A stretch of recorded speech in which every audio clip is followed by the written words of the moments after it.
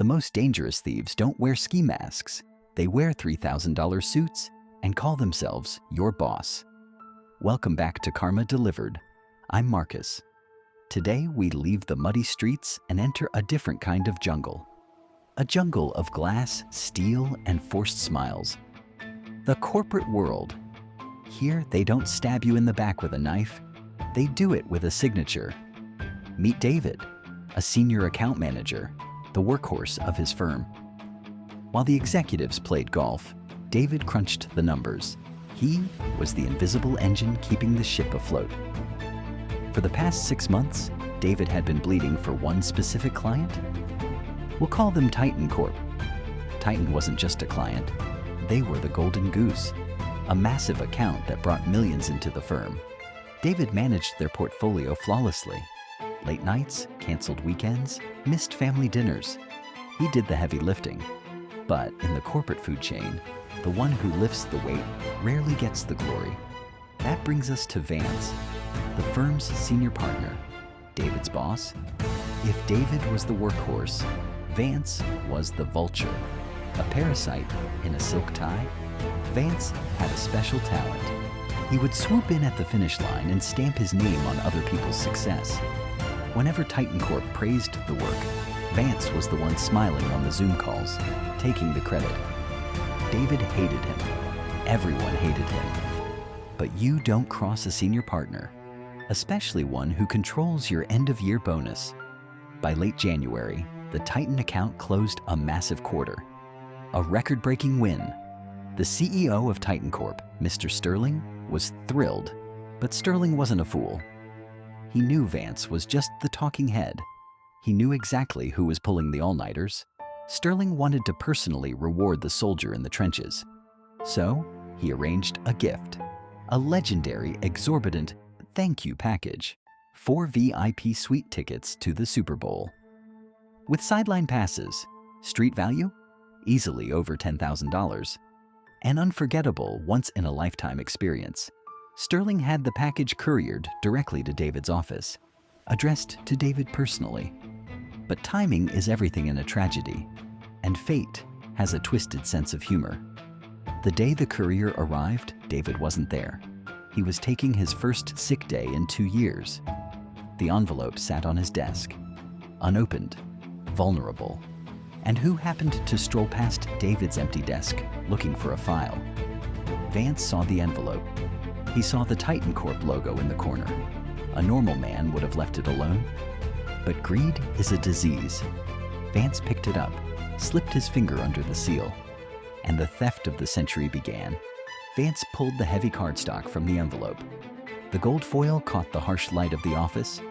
4 VIP suite passes to the Super Bowl, complete with sideline access and unlimited catering. In the hands of a normal person, this is a miracle. A dream come true. In the hands of a corporate vulture, it's just another piece of leverage. Vance didn't see a gift meant for David's exhausted family. He saw an opportunity for Vance. He could take a prospective client, wine them, dine them, and close a massive deal. All courtesy of the guy currently sweating out a fever in a cheap apartment. Vance neatly folded the note from Sterling and dropped it into the paper shredder. The sound of the shredder was the sound of David's reward being erased from existence. Then he slipped the golden tickets into the inner pocket of his tailored suit jacket. No ski mask, no gun, just the absolute arrogance of the upper management. Monday morning arrived. The rain beat against the glass of the corporate tower. David was back. Still pale, still tired, but the bills don't care if you have the flu. He walked to his cubicle. The meat grinder was ready for another week. He sat down, booted up his computer, and stared at the empty space on his desk. Ignorance is a temporary shield. He had no idea what was stolen from him. Later that afternoon, a shadow fell over David's keyboard. Vance was leaning against the cubicle wall, holding a mug of imported coffee. Thieves who steal without consequences develop a sickness. They want to brag about it. They want to mock the victim right to their face. "Feeling better, Dave?" Vance asked, his voice dripping with fake sympathy. David paused his typing. Yes, sir. Fever broke on Sunday. Just catching up now. Vance took a slow sip of his coffee. He was savoring the moment. Glad to hear it. Big weekend coming up. You have any plans? Going to watch the Super Bowl? It was a sadistic game, daring the universe to catch him. David just sighed. Probably just watch it on my couch with a beer. Nothing special. Vance let out a quiet, condescending chuckle. The kind that makes you want to punch a wall. He casually patted the left side of his chest, right where the inner pocket of his suit was. Well, David, Vance said, standing up straight. I actually have some very exclusive plans myself. He walked away down the corridor. He felt like a king, but kings are the ones who get sent to the guillotine. Super Bowl Sunday. The biggest day in American sports. Vance was living like a king, sitting in a glass-enclosed VIP suite. He had invited a new, high-net-worth client. He poured $1,000 champagne. He toasted to his own brilliance, financed entirely by someone else's sweat. Meanwhile, the man who actually earned those tickets was miles away. David was sitting on a cheap couch, eating cold takeout, recovering from the flu. The weekend ended. The corporate machine reset. Monday morning, the gray skies wept over the city. David was back in his cubicle. He was crunching numbers for the Titan Corp account. Just another invisible cog. Then, the sharp, heavy ring of his desk phone cut through the silence. He glanced at the caller ID. It was Eleanor, the executive admin for Titan's CEO. David picked up the receiver. Professional, ready for orders. Hi, Eleanor. David speaking. But Eleanor wasn't calling about reports or invoices. Hi, David. Her voice was bright. Mr. Sterling just wanted me to check in. How was the game? David frowned, confused. The game? I just watched it at home, Eleanor. It was a good match. There was a pause on the line. The tone of Eleanor's voice shifted. Watched it at home? David, didn't you use the tickets? What tickets? David asked. His stomach started to sink. The 4 VIP suite tickets Mr. Sterling sent you. As a personal thank you for the record-breaking quarter, a $10,000 gift. Sent directly to him, intercepted. Eleanor typed on her keyboard. Let me check the FedEx log. Ah, here it is. It arrived last Wednesday. It was signed for by Vance. The name hit David like a physical blow to the chest. Suddenly, the memory of Vance leaning against his cubicle flooded his mind. I have some very exclusive plans myself, Vance had said, smiling like a demon. He hadn't just stolen the tickets. He had come down to the trenches specifically to gloat. A wave of pure, unadulterated rage washed over David. He squeezed the phone receiver so hard the plastic groaned. But he didn't snap. He didn't yell. He took a deep, terrifyingly calm breath. Eleanor, David said quietly, is Mr. Sterling available to speak? Off the record. Eleanor hesitated for a fraction of a second. She knew the gravity of an off-the-record request. Hold on, David. Patching you through to his private line. The line clicked. Then the deep, gravelly voice of a billionaire who doesn't like his time wasted. Sterling speaking. Make it quick, David. David didn't complain. He didn't play the victim. He laid out the facts like a prosecutor. Mr. Sterling, I am calling to inform you of a theft within the agency. He detailed the delivery of the envelope, Vance's signature on the FedEx log, the VIP tickets, and the final nail in the coffin. Vance coming to his cubicle to gloat about his exclusive plans. There was a long silence on the other end, the kind of silence that precedes a hurricane. Sterling was a man built on loyalty. He rewarded hard work, and he violently punished betrayal. To him, Vance hadn't just stolen from David. Vance had stolen from Sterling. He had taken Titan Corp's money, meant for a grunt, to finance his own pathetic ego trip. The temperature of Sterling's voice dropped to absolute zero. David, you will not say a single word about this to anyone. Not HR, not your colleagues. You will act perfectly normal. Let him think he got away with it. I will handle Vance personally.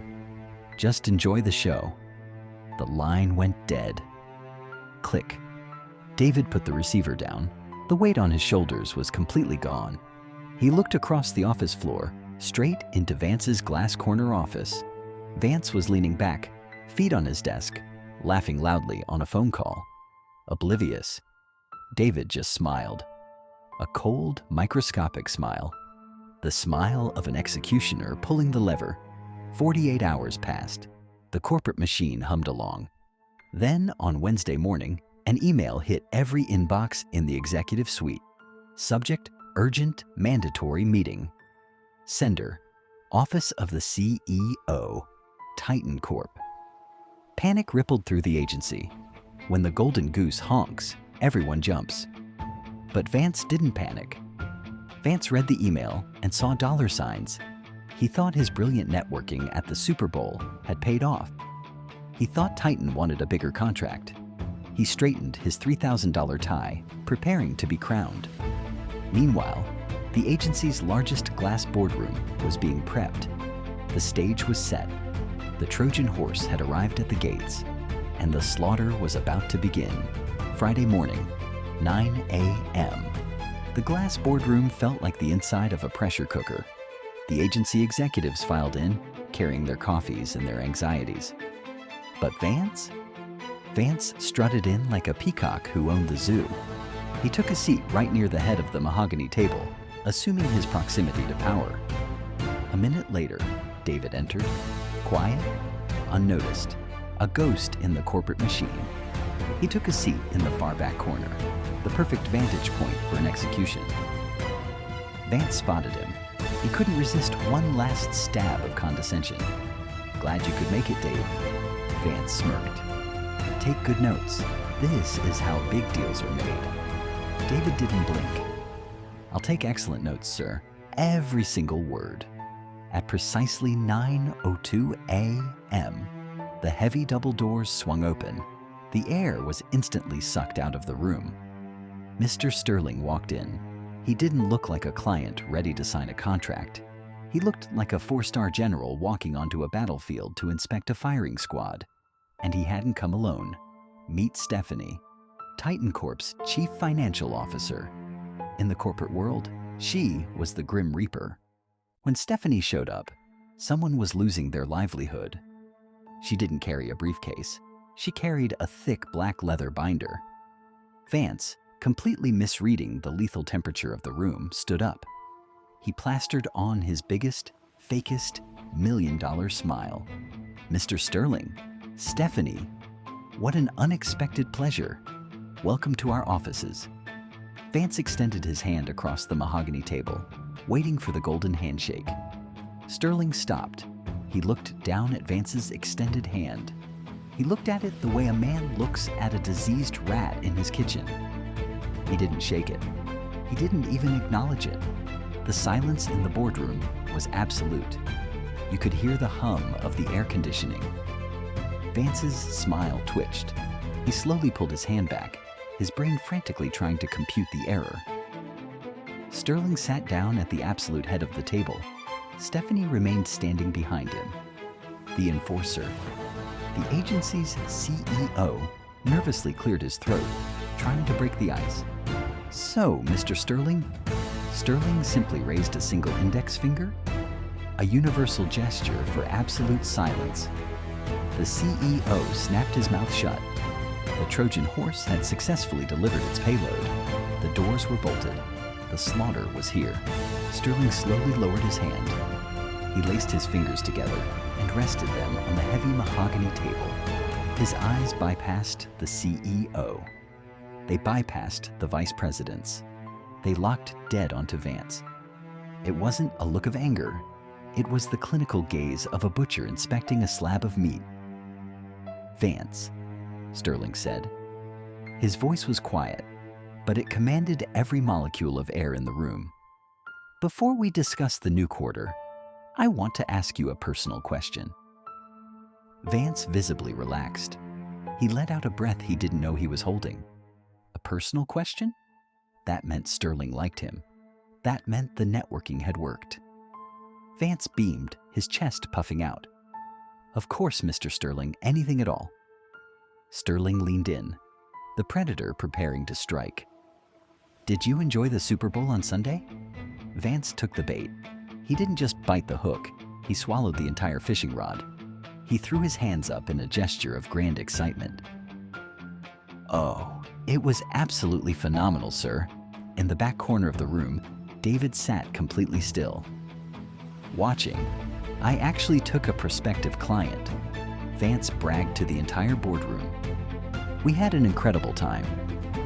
The VIP suite was fantastic.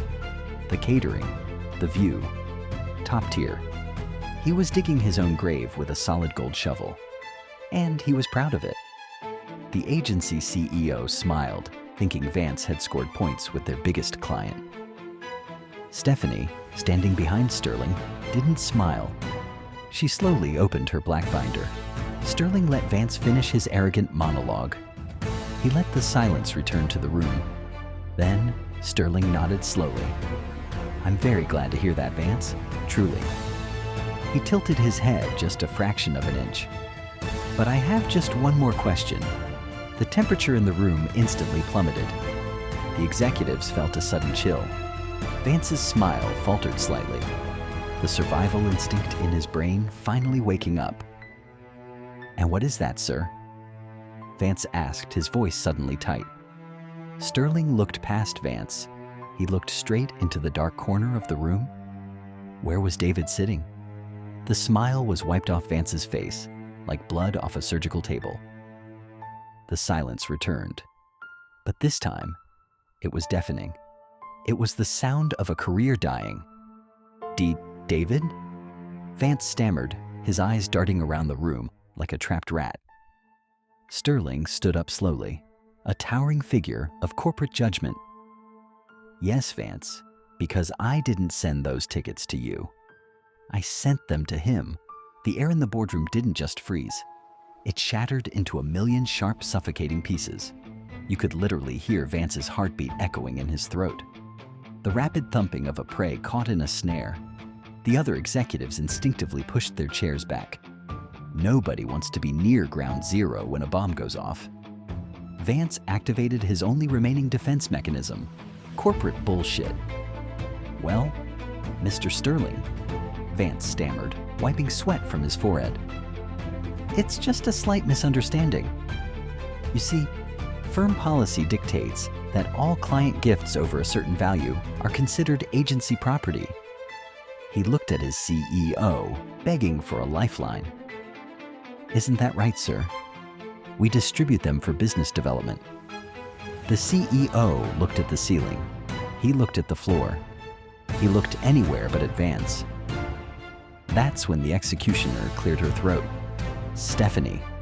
She didn't yell. She spoke with the chilling precision of a scalpel cutting into bone.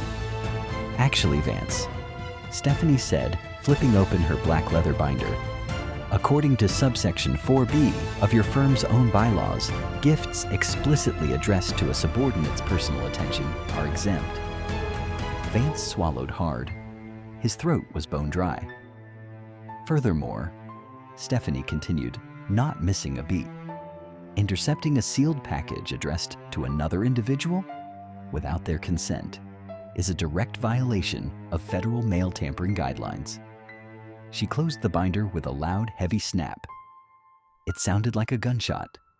In legal terms, Vance, it is classified as theft. Theft. The word hung in the air.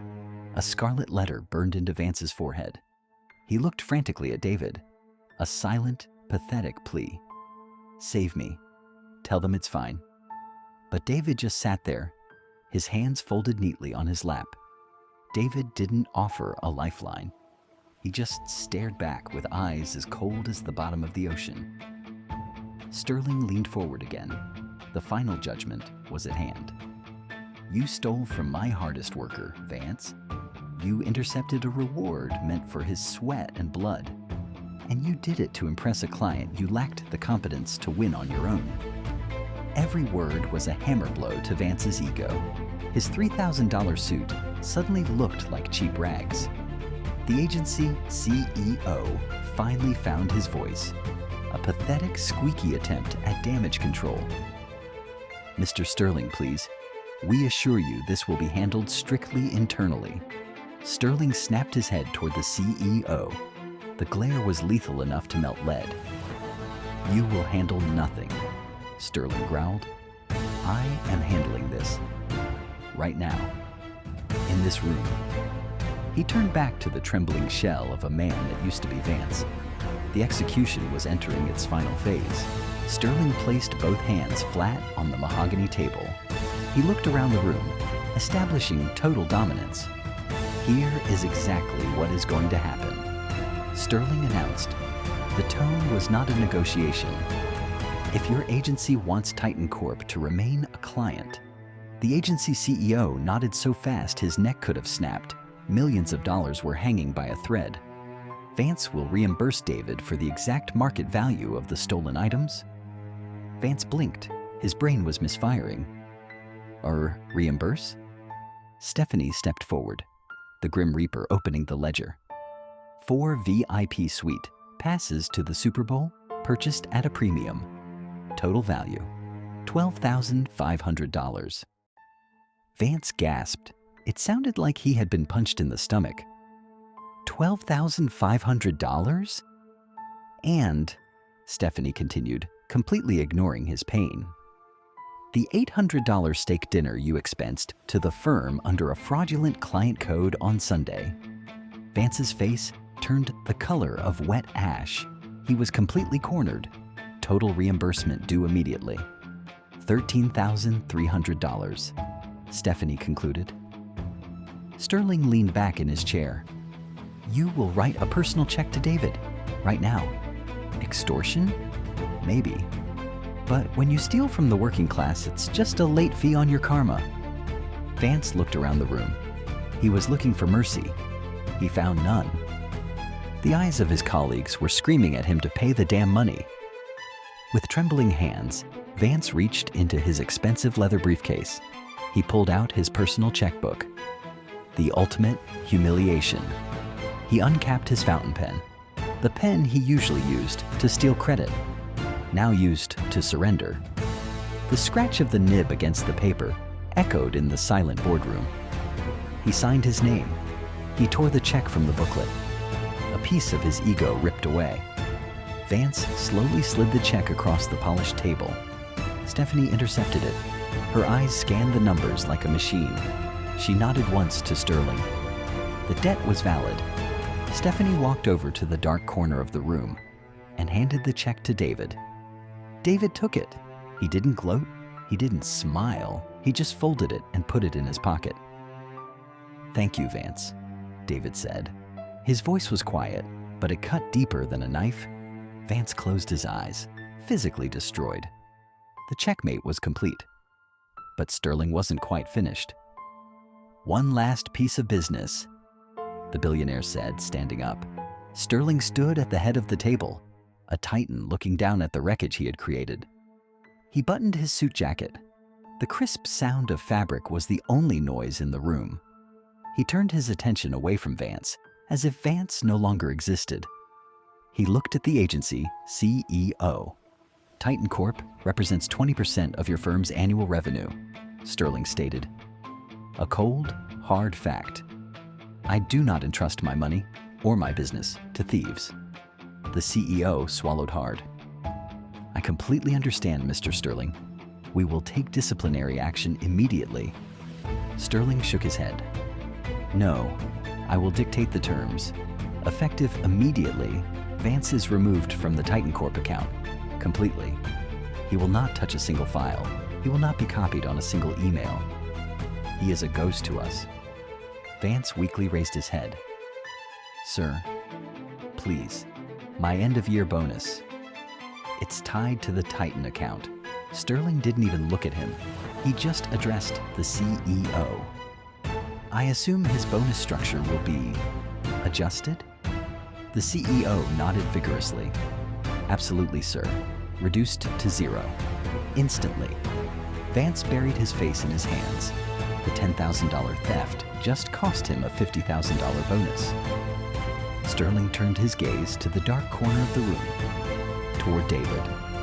David will be taking over as lead director on our account. Effective today. The parasite was ripped from the host, and the true engine was finally put in charge. David stood up. He buttoned his cheap off-the-rack suit. He looked more powerful than anyone in the room. He nodded to Sterling. I won't let you down, sir. Sterling cracked a microscopic smile. I know you won't, David. Behind Sterling, Stephanie picked up her heavy black binder.